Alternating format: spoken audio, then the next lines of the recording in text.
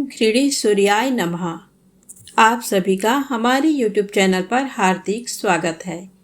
आज भाद्रपद मास की बड़ा रविवार है, तो आइए सुने सूर्य भगवान की पौराणिक कथाएं। प्रेम से बोलें सूर्य भगवान की जय हो। एक समय की बात है, सूर्य भगवान की रानी के मायके से खबर आती है, परंतु रानी को मायके जाने का मन नहीं था। सूर्य नारायण भगवान रानी को ये कहकर मायके जबरदस्ती भेजते हैं कि जाओ, मैं आपके लिए अच्छी अच्छी वस्तुएं भेजूंगा। राणा दे अपने पीहर चली जाती हैं। कुछ दिनों के पश्चात सूर्य भगवान राणा दे के लिए चौपड़, पासा, डोरा आदि कुछ वस्तुएं भेजते हैं। राणा दे की भाभियां मजाक करने के इरादे से चौपड़, पासे, खिलौने आदि सब सामान निकाल देती हैं और उनके स्थान पर कंकड़, पत्थर और कांटे भर देती हैं और सारे डिब्बे वापस बंद कर देती हैं। राणा दे ने देखने के लिए हाथ डिब्बे में डाले तो उनके हाथ में कांटे चुभ गए। फिर तो उनकी भाभियां हंसने लगीं और राणा दे को गुस्सा आ गया। कुछ दिनों के पश्चात जब सूर्य नारायण राणा दे को लेने पधारे तो राणा दे तो सूर्य भगवान से बातचीत भी नहीं करती थी। राणा दे जब ससुराल गए तो वहां पर भी किसी से भी बात नहीं कर रहे थे। सूर्य नारायण ने अपनी माता जी से पूछा कि माता जी, राणा दे आपसे बातचीत करती हैं क्या?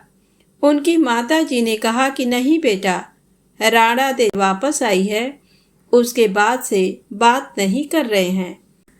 सूर्य भगवान कहते हैं कि माता जी, आज उनसे कहना कि धान की बोरी पड़ी है, उसमें से चावल निकाल दें, परंतु ऐसा करते समय चावल टूटने नहीं चाहिए, साबुत चावल निकलने चाहिए। अब राणा दे तो रोने लगी। रोते रोते ही वो छत पर चली गईं और उन्होंने चिड़ियाओं को बुलाया। राणा दे चिड़ियाओं से कहने लगी कि मैंने कभी तुम्हें चुग्गा डाला होगा, अब तुम इन चावलों को छील दो। ढेर सारी चिड़ियां सारे के सारे चावल छीलकर उड़ गईं। सूर्य नारायण ने फिर पूछा कि माता जी, राणा दे बोली क्या? माता जी कहती हैं कि नहीं बेटा, वो तो कुछ नहीं बोली। तब सूर्य नारायण फिर बोलते हैं कि माता जी, अब आप उनको कहना कि 108 छेद वाली मटकियां हैं, उनमें पानी भर दें। राणा दे तो वापस से रोने लगी। तालाब पहुंचकर भी वो रो ही रही थी। उनको रोता देखकर मेढकियां आईं और उनसे पूछती हैं कि आप रो क्यों रही हैं? राणा दे ने कहा कि सासू जी ने 108 छेद वाली मटकियों में पानी भरने को कहा है, पानी कैसे टिकेगा? मेढकियां बोलती हैं कि आप चिंता मत करो, हम छेद पर चिपक जाएंगे, फिर आप आसानी से पानी भर लेना। फिर क्या था, मेढकियां तो छेद पर चिपक गईं और राणा दे ने पानी से मटके भर दिए। सूर्य भगवान शाम को माता जी से फिर पूछते हैं, राणा जी बोली क्या? माता जी कहती हैं कि नहीं बोली। तब सूर्य नारायण कहते हैं कि कल आप उनसे बोलना कि बाग में उनके मासी जी आई हुई हैं, उनसे मिलने जाए। अगले दिन सूर्य नारायण रास्ते में औरत का रूप बनाकर घूंघट निकालकर बैठ गए और जब राणा दे उस तरफ आई तो सूर्य नारायण औरत का रूप धरकर ही बैठे बैठे रोने लगे। राणा दे ने कहा, क्यों रो रही हो? कोई मुसीबत आ गई है क्या? आगे राणा दे बोली कि मेरे जितनी मुसीबत हो तो क्या करोगी? सूर्य नारायण बोले कि आपके क्या मुसीबत है? राणा दे बोली कि क्या बताऊं, मैं पीहर नहीं जा रही थी, फिर भी इन्होंने मुझे जबरदस्ती भेजा और बोले कि मैं अच्छी अच्छी वस्तुएं और इनाम भेजूंगा, और डिब्बों में भरकर इन्होंने कंकर, पत्थर और कांटे भेजे। मैंने देखने के लिए हाथ डिब्बे में डाले तो मेरे हाथ में सब कांटे चुभ गए। मेरी भाभियां मेरी मजाक बनाने लग गईं। थोड़े दिनों बाद वापस लेने आए और मैं ससुराल आ गई। फिर इन्होंने धान की बोरी में से धान निकालकर चावल बनाने के लिए कहा और ये भी कहा कि एक भी चावल टूटना नहीं चाहिए। फिर मुझे 108 छेद वाली मटकियों में पानी भरने के लिए कहा।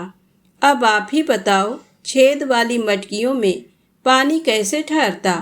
वो तो मेढकियाँ मटके के अंदर चिपक गईं जो मैंने पानी भर दिया। ये कहते ही राड़ा दे तो जोर जोर से रोने लगी। फिर तो सूर्य भगवान ने राड़ा दे का हाथ पकड़ लिया और अपने असली स्वरूप में आ गए। सूर्य भगवान बोले, चुप हो जाओ राड़ा दे, मैंने तो डिब्बों में चौपड़, पासा, आती, डोरा, मिठाइयाँ और अच्छी अच्छी वस्तुएं भेजी थी। आपकी भाभीियों ने ही मजाक करी होगी, मैंने नहीं करी थी। ये बात आप पहले ही बता देते तो इतनी मुसीबत नहीं झेलनी पड़ती। तो प्रेम से बोले, सूरज भगवान की जय हो। अब आइए सुने सूर्य भगवान की दूसरी कहानी। सूर्य भगवान प्रतिदिन नगरी में पधारते हैं और सभी जीवों का पालन करते हैं। राणा दे सूर्य नारायण से पूछती हैं कि सुबह सवेरे आप धरती लोक चले जाते हैं और शाम होते ही सूर्य लोक पधारते हो। पूरे दिन आप धरती लोक में क्या करते हो? सूर्य नारायण कहते हैं कि मैं सबका पालन पोषण करने जाता हूँ।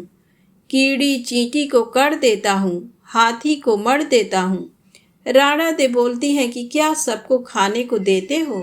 कोई तो बच ही जाता होगा। सूर्य नारायण फरमाते हैं कि कोई नहीं बचता है। तब राणा दे वापस बोलती हैं कि किसी को बाकी नहीं रखते। सूर्य नारायण बोलते हैं कि किसी को भी भूखा नहीं रखता हूँ।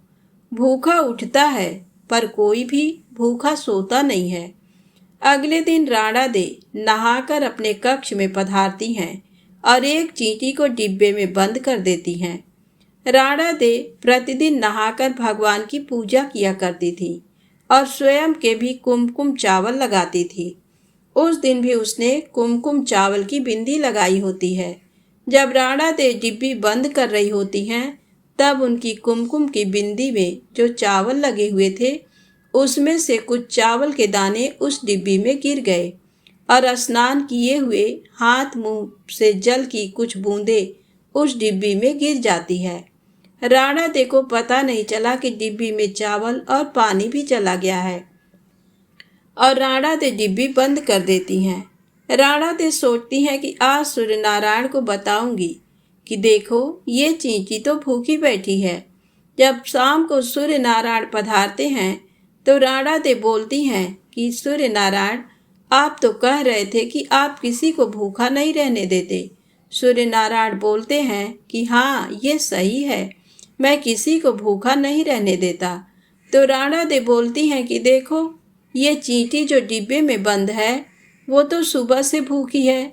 ये सुनकर सूर्य भगवान राणा दे को कहते हैं कि आप डिब्बी तो खोलो। राणा दे जैसे ही डिब्बी खोलती हैं तो क्या देखती हैं कि चींटी के मुंह में चावल के कण हैं और डिब्बी में पानी के बूंदें भी पड़ी हुई हैं। राणा दे को अपनी आंखों में विश्वास नहीं होता। वो सोचती हैं कि हम तो यही सोच रहे थे कि चींटी भूखी होगी। डिब्बी बंद कर रही थी तब तो इसमें कुछ भी नहीं था। राणा दे हार मान लेती हैं और सूर्य नारायण भगवान से कहती हैं कि मैं मान गई, सभी की पूर्ति आप ही कर सकते हो। तो प्रेम से बोले, सूरज भगवान की जय हो।